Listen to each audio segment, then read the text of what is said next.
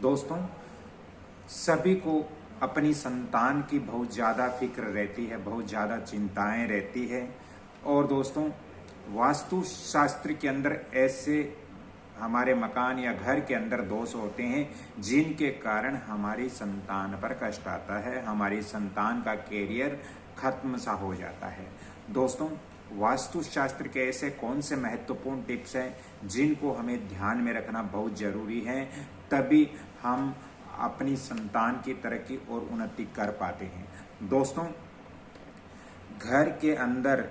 यदि आपके ईशान कोण की तरफ शौचालय बना हुआ है या सीढ़ियां बनी हुई है या फिर दोस्तों वहां पर कूड़ा करकट रहता है या आपके वहाँ स्टोर रहता है, तो ऐसे में वो बहुत बड़ा वास्तु दोष होता है और ये सीधा सीधा बच्चे के कैरियर पर और बच्चे की शिक्षा पर असर डालता है, प्रभाव डालता है। दोस्तों, यदि आपके घर में ब्रह्म स्थान के अंदर सीढ़ियाँ हैं या ब्रह्म स्थान के अंदर यदि किसी प्रकार का निर्माण है, तो सीधा सीधा ये बच्चे की शिक्षा पर प्रभाव इसका पड़ता है। तो ये चीज़ों का हमें ध्यान रखना चाहिए और इनका वास्तु दोष हमें दूर करना चाहिए। दोस्तों, तीसरा पॉइंट, यदि आपके ब्रह्म स्थान को आप खाली रखते हो या यहाँ पर किसी भी प्रकार का निर्माण नहीं करते हो, तो इससे बच्चों के अंदर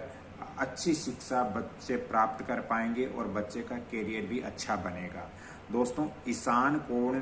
जो होता है वो देवी देवताओं का कोण होता है और यहाँ पर मंदिर या पानी के स्रोत हम रखते हैं, तो ये सीधा सीधा बच्चे के कैरियर पर और बच्चे की शिक्षा पर इसका अच्छा परिणाम हमें देखने को मिलता है। दोस्तों,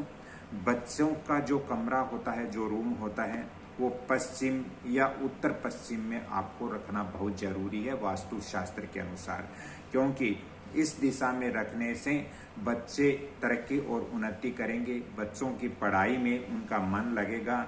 और दोस्तों, यदि समय समय पर आप अपने घर के अंदर शुद्धिकरण करवाते हो, तो इससे भी आपके बच्चों की शिक्षा अच्छी होगी, बच्चों के जो कैरियर है वो अच्छा बनेगा। और दोस्तों, इसके साथ ही यदि हमारे घर में जो बच्चे हैं, उन बच्चों का जो कमरा है, उन कमरे के अंदर हमें बिल्कुल हल्का रंग करवाना चाहिए, बिल्कुल हल्का प्रिंट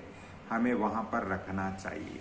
दोस्तों, वहाँ पर आप हल्का हरा या हल्का नीला कलर, यदि पश्चिम दिशा में बच्चे का रूम है तो वहाँ पर आप कर सकते हो वास्तु शास्त्र के अकॉर्डिंग। दोस्तों, वास्तु शास्त्र के अकॉर्डिंग यदि हमारे घर के आग्नेय कोण में यदि शौचालय हो जाए या हमारे घर के अंदर पानी का स्रोत हो जाए, बोरवेल, हेडपंप वहाँ पर आग्नेय कोण के अंदर हैं, तो ये सीधा सीधा बच्चे के कैरियर पर असर डालता है। इससे घर में बच्चा जिद्दी हो जाता है, घर में बच्चे हैं वो किसकी सुनते नहीं हैं। तो ये सभी वास्तु दोष, जो छोटे छोटे वास्तु दोष है, ये हमारे घर में कहीं न कहीं सीधा असर हमारी संतान पर, हमारे घर में जो बच्चे होते हैं उन पर ये जरूर डालता है। तो दोस्तों, इन वास्तु दोषों को आप दूर कीजिए और फिर आप देखिए कुछ दिनों में ही आपके बच्चे के कैरियर में भी बदलाव आएगा, बच्चे के स्वभाव में भी बदलाव आएगा, ये वास्तु टिप्स अपना करके। यदि आज की मेरी ये जानकारी अच्छी लग रही है तो आप इस वीडियो को लाइक करें, शेयर करें और सब्सक्राइब जरूर करें। हाँ दोस्तों, साथ ही यदि आप नवनिर्मित मकान का निर्माण कर रहे हो तो बिल्कुल मकान आयताकार या वर्गाकार ही होना चाहिए। अन्य आकार जैसे पंचकोणीय, त्रिकोणीय आकार का मकान कभी भी हमें सुख शांति से नहीं रहने देते हैं वास्तु शास्त्र के अनुसार। दोस्तों, कुछ टिप्स में और आपको बताऊंगा कि वास्तु शास्त्र के अनुसार यदि हमारे घर के दक्षिण दिशा में किसी भी प्रकार का वास्तु दोष है, तो इससे घर के अंदर कलह कलेश का माहौल बनता है, घर के अंदर बच्चों की पढ़ाई अच्छी नहीं होती और बच्चे जब पढ़ते हैं तो बच्चों का मुख है वो हमेशा ही उत्तर या पूरब दिशा के अंदर ही हमें रखना चाहिए, क्योंकि इस दिशा में बच्चों का मुख होने से बच्चों के अंदर स्मरण शक्ति ज़्यादा होगी और बच्चों का पढ़ाई के अंदर मन लगेगा। तो ऐसी व्यवस्था आप अपने घर के अंदर वास्तु अनुसार जरूर करें। बच्चों की जो पढ़ाई की टेबल है, उस टेबल को भी आपको दीवार के छू करके नहीं रखना है। दीवार से थोड़ा हटा करके पूरब या उत्तर वाली जो कमरे के अंदर दीवार होती है उससे थोड़ा हटा करके और बच्चों की टेबल वहां पर हमें लगानी चाहिए, बिल्कुल छटा करके नहीं लगानी चाहिए। दोस्तों साथ ही हमारे जो बच्चों का जो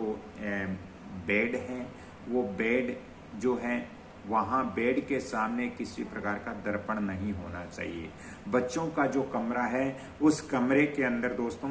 ऐसे आप पोस्टर या ऐसी फोटोएं वहां लगा सकते हो जो जैसे उगता हुआ सूरज या पहाड़ या माँ या वीणाधारणी सरस्वती की तस्वीर, या दोस्तों